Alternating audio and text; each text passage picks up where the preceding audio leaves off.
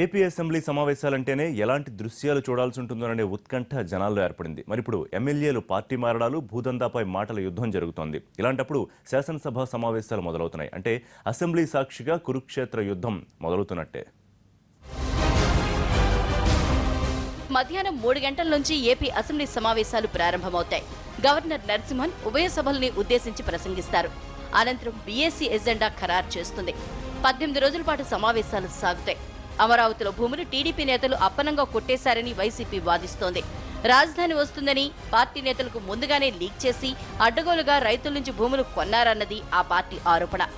ఈ అంశాలే ప్రధాన ఎజెండాగా సర్కార్ను నిలదీస్తామంటోంది వైసీపీ. బడ్జెట్ సమావేశాలు బడ్జెట్కు సంబంధించి ప్రధానమైనటువంటి చర్చలు ఉంటాయని నేను భావిస్తున్నాను.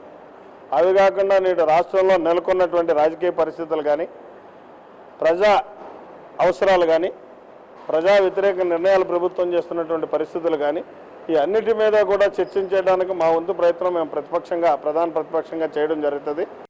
ప్రభుత్వంపై అవిశ్వాసం పెట్టే అవకాశాన్ని కూడా వైసీపీ పరిశీలిస్తోంది. ఈ నెల 8 లేక 9న అవిశ్వాసానికి నోటీసులు ఇవ్వాలని భావిస్తోంది. కాపు రిజర్వేషన్లపై ప్రభుత్వ హామీని ఎండగట్టే పనిలో ఉంది వైసీపీ. 8 మంది వైసీపీ ఎమ్మెల్యేలు పార్టీ మారటంపై ఈసారి సభలో రభస జరిగే అవకాశం ఉంది. అసెంబ్లీలో పాత్ర కానీ, అసెంబ్లీలో ఖచ్చితంగా దీన్ని నిగ్గు తెచ్చి నిలదీయడం జరుగుతుంది వైఎస్ఆర్ కాంగ్రెస్ పార్టీ తరఫున. అంతేకాకుండా ఇటు న్యాయపరంగా కానీ, అటు కేంద్రం మీద ఒత్తిడి తేవడం కానీ, దీని మీద ఇప్పటికే మేము జ్యుడిషియల్ ఎంక్వైరీ ప్రజెంట్ జడ్జి తోటి కానీ, సిబిఐ కానీ ఈ రెండు కూడా చెయ్యాలి అని చెప్పేసి మేము డిమాండ్ చేయడం జరుగుతుంది. దాదాపు 20 అంశాలపై చర్చ చేపట్టాలని భావిస్తోంది ప్రభుత్వం.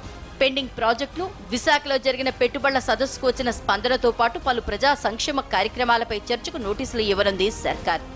ఎలాంటి అంశాన్ని తీసుకొచ్చినా సమాధానం చెప్పడానికి తాము సిద్ధంగా ఉన్నామని టీడీపీ చెబుతోంది. ఆయన 30 సంవత్సరాల సుదీర్ఘ రాజకీయ చరిత్ర అంతా లేదు జగన్మోహన్ రెడ్డి వయస్సు. ఈరోజు ప్రభుత్వం మీద అవిశ్వాసం పెడతామంటా ఉన్నారు. ఎందుకు పెడతారు?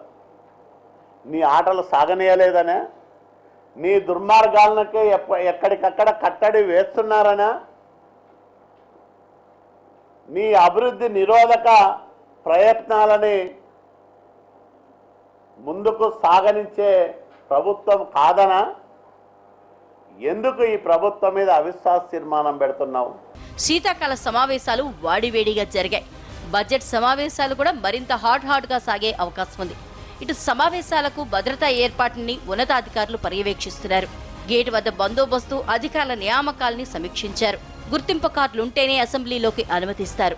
2 శాసనసభల సమావేశాలు జరుగుతున్నందున ఎక్కడా ఇబ్బంది రాకుండా బయట తెలంగాణ పోలీసులు, అసెంబ్లీ ప్రాంగణంలో ఏపీ పోలీసులు భద్రతా విధుల్ని నిర్వహిస్తున్నారు.